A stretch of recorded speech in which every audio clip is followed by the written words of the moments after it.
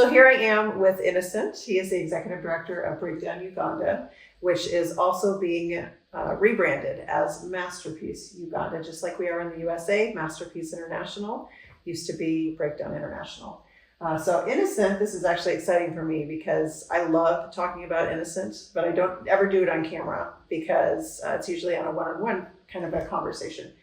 Innocent is what I would call a Renaissance man. He is involved and very good at so many different things, and he loves learning. So as an example, you speak 7 different languages, Yep. right? One of the things that I think is extraordinary is he wanted to be able to read the Old Testament in its original language. So he taught himself Hebrew, which has opened up even some opportunities, Yes, for hosting some important people. Yeah, right? 2 ambassadors. Two ambassadors from yeah. Israel. One from Kenya, the other from Tanzania. That is exciting. And translated them from Luganda to Hebrew, from Hebrew to English, Yes, whatever is needed at the time. At the time, yeah. Yeah, so it's amazing how those types of things that just a desire to learn has opened up opportunities for you. So Innocent is an incredible leader. He is respected by everyone who knows him.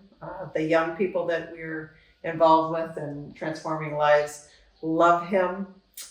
They feel like they can come to you with their problems. So even though you are a leader, you are very much down to earth and you are highly respected in your field. And so we are blessed as an organization to have you as our leader. And one of the things I want to actually talk about right now and introduce an aspect of you is that you not only are able to see our young people as just the gifts and the masterpiece from God that they are, but you're able to understand them in a way that many people are not, because you have actually come from situations that are very similar to what they have been. So you can tell us a little bit about how a time when you basically found yourself homeless on the streets and how a skill you were able to take and that it was a skill that was what lifted you from that situation and essentially saved your life, right? Yeah. It takes one who knows what the others are going through to be part of them. So my late brother dies, and in this time I have no job, no support. And how old are you at this point? At this point, around 14 there. 14 years old, so a very young kid. Yeah. So from then I go to a friend. I was already doing electronics, but not as a professional, who needs repairs, and I'm homeless. How were you doing electronics? Did somebody teach you, or did you teach yourself? I from when I was young, I would, even if I would buy, or my parents bought me a radio to play with, I would dismantle it. I surely brought in a lot of electronics that are broken at home. So you taught yourself. Yeah. You've taught yourself a lot of things. So getting to the point, I get this friend of mine who wants me to repair his soldering iron, and I'm homeless. I don't have food or lifestyle. So then I repair, and he gives me a gift. This gift is going to turn my life around. He gives me a soldering iron. For those who are not familiar with electronics, explain what that is. A soldering iron is the simplest but most used tool in electronics because it solders. You use it to solder soldering wire, in joining and in creating electric circuit boards, and in joining broken wires.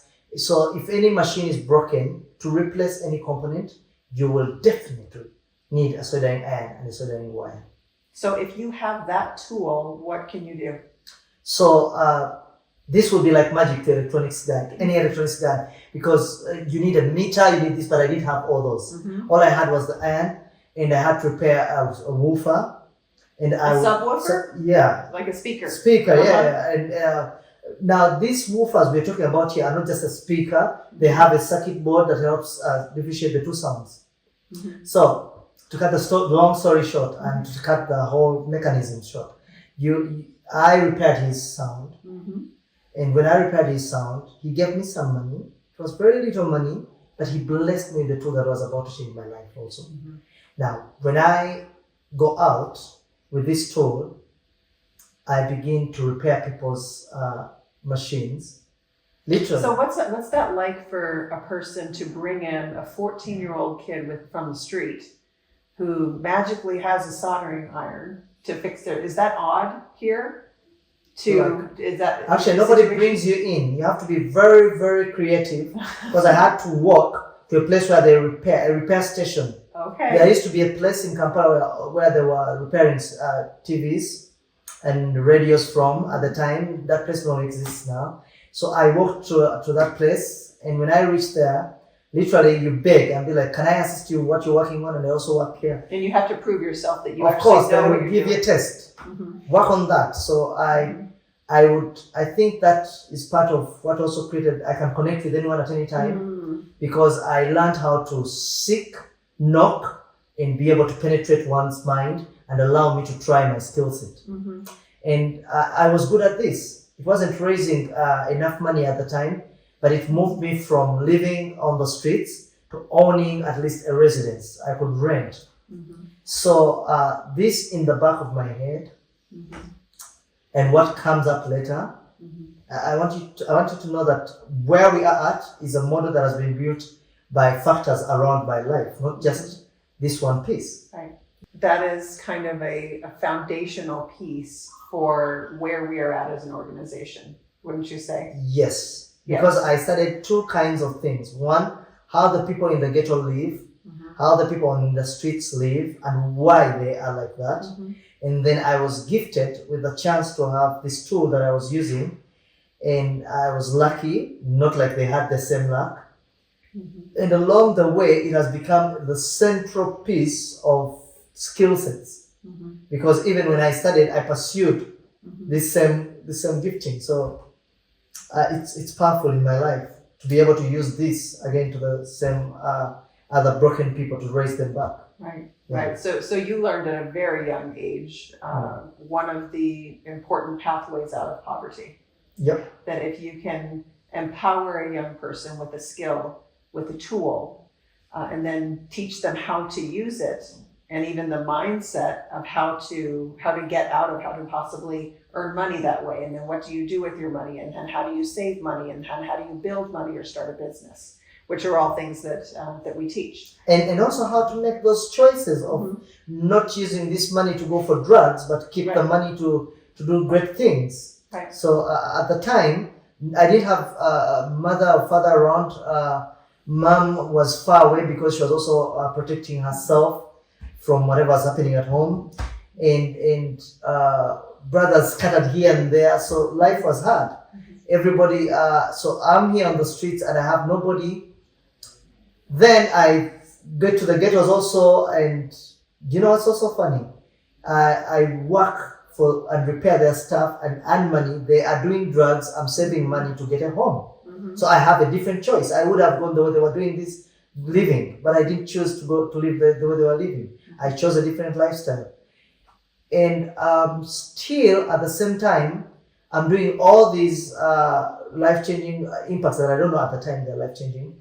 I'm doing all these skill sets because you're just trying to make one good choice after another. After another. For me, it's about the love and passion of electronics and being able to raise money from it.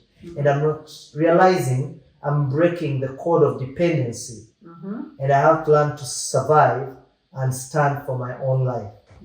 So you naturally just did what we are having to teach a lot of young people. They don't get it naturally, but if they're brought in, if they are taught some of these skills, if they're shown by example, if you tell your story or other people who have gone before them tell their story about how they gained a skill set and were able to work their way out of poverty, that is so powerful.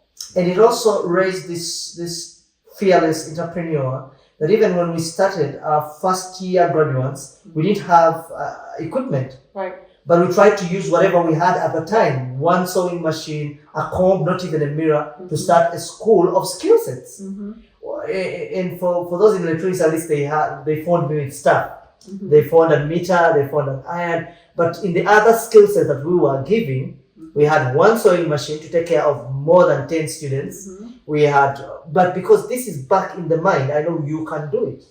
Because I had one soldering iron and I made it, you can still do this. Right. Right. And, So- and that, I think that whole experience for that first class, that taught them some faith because they stepped out to be a student in something brand new as well and got to be a part of seeing it grow. And that's why we have the numbers and we have the success rate. As they're not just employed, some have started their own strong businesses, and those employed, even strong schools have employed our former students to go and teach in their schools. Why? They have this kind of nurturing. So I would say the young man who gave me that iron didn't know what he did to my life. He gave me a piece of equipment that was useless for him. And the story about it is his late brother, also younger brother, died in a discotheque, but he had studied electronics. He was supposed to be graduated that weekend. He didn't get graduated because he died in a fight for a girl. Oh my He was goodness. punched to death, thrown on the side of the road. So he had all this equipment of his late brother. Now he wants his sound repaired, and here comes the technician with no equipment. He's here to repair. I don't know how, but I was ready to repair the machine. So he doesn't have use for this tool. I know what it does, and I really want to have it. So for him, it's tech. For me, it's thank God. Thank God. Right. And that transformed my entire life. I wish one day he sees this video and he's like, I'm part of his journey. He was named Chizito. So I don't know, Chizito doesn't know where I am right now. I don't know where he is right now. He was not a thug. He was living in his humble home, and life moved him.